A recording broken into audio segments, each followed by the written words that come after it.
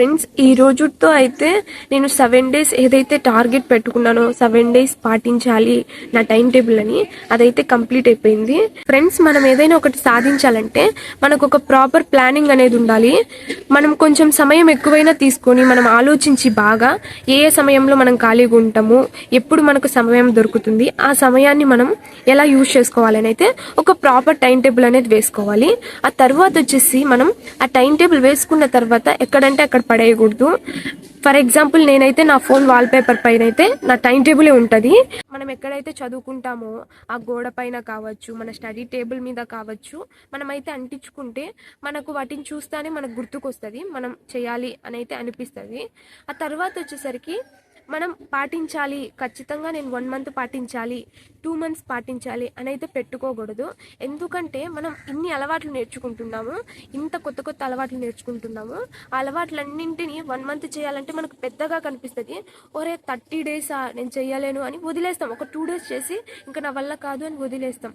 అరే 1 week పాటించాలి అని అయితే పెట్టుకుంటే మనం ముందు మన మైండ్కు చిన్నగా కనిపిస్తుంది. 1 week 7 days కదా, ఎట్టో ఒకటి పాటించేద్దాం, ఖచ్చితంగా పాటిస్తాం, కొన్ని మిస్ అయినా సరే ఎట్టో ఒకటి పాటిస్తాం అని అయితే ఉంటుంది. కాబట్టి 1 week అలా పెట్టుకోవాలి. ఆ తర్వాత 1 week అయిపోయిన తర్వాత మనం కొంచెం రెస్ట్, ఏదైనా మనకు నచ్చిన మూవీ కావచ్చు, ఎవరికి ఏ పని ఇష్టమో అవి కావచ్చు, అవి చూసి ఆఫ్టర్నూన్ నుంచి మనం ఏదైతే మన టైం టేబుల్ ఉందో అది మళ్ళీ మనం పాటించాలి. ఈసారి వచ్చేసరికి 2 weeks పాటించాలి. ఆ తర్వాత వచ్చేసి మళ్ళీ రెస్ట్ తీసుకొని మళ్ళీ 3 weeks పాటించాలి. ఆ విధంగా అయితే మన టైం టేబుల్ని మనం పెట్టుకోవాలి. ఫ్రెండ్స్, నిజానికి మనం ఏదైనా ఒకటి చేయాలనుకుంటే, కొత్త అలవాట్లు నేర్చుకోవాలంటే అవి చేసేటప్పుడు కష్టంగా అనిపిస్తాయి, మనకు మధ్యలోనే వదిలేసి వెళ్ళిపోవాలనిపిస్తుంది.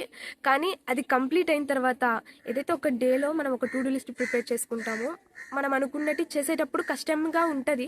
కానీ వదిలేయకుండా మనతో మనం కఠినంగా ఉండి పాటించినామంటే నైట్ మనకు పడుకునేటప్పుడు మనం ఏమేం చేసామో ఒకసారి ఆలోచించుకుంటే మనకు అప్పుడు నిజమైన ఆనందం వస్తుంది.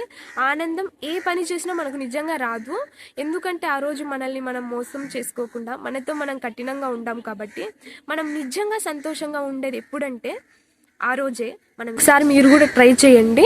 మీరు ఏదైతే చేయాలనుకుంటున్నారో అది చేయండి. తర్వాత ఏమైనా ముగిలిపోయిన నైట్ ఉన్నాయా అని చూసుకోండి. ఆ నైట్ మనకైతే ఒక ఆనందం వస్తుంది. ఆనందం ఎప్పుడూ మనకు లభించదు. అన్ని మనకు కొత్తలో కష్టంగా అనిపించిండొచ్చు, కానీ చేసే కొద్దీ ఈ పనులన్నీ మనకు ఒక అలవాటుగా మారిపోతుంది. అసలు కష్టం అనే పదమే ఉండదు. కాబట్టి మనం ఓపికను కోల్పోకుండా మనము ప్రయత్నించాలి చేసేదానికి. అంతే, దీంట్లో వచ్చేసి ఏం ఉండదు. మళ్ళీ మన బ్రెయినే అలవాటు అయిపోతుంది. ఆటోమేటిక్గా మనం 5K లేస్తాము, మన పనులు ఏమైనా ఉంటే మనం చూసుకుంటాము. కాబట్టి మనకు చేసేటప్పుడు కష్టంగా ఉందని వదిలేయకూడదు, అదొక్కటి మనం గుర్తుపెట్టుకోవాలి. కాబట్టి మనమే ఆలోచించుకోవాలి, మన సమయం ఎక్కడ వృధా చేస్తున్నామా అనేది ఒక్క థింగ్ ఆలోచించి మనం ఒక ప్రాపర్ టైం టేబుల్ వేసుకొని దాన్ని వచ్చేసరికి మన కళ్ళకు కనిపించేలా అంటించుకొని దాన్ని పాటించడానికి అయితే ట్రై చేయాలి.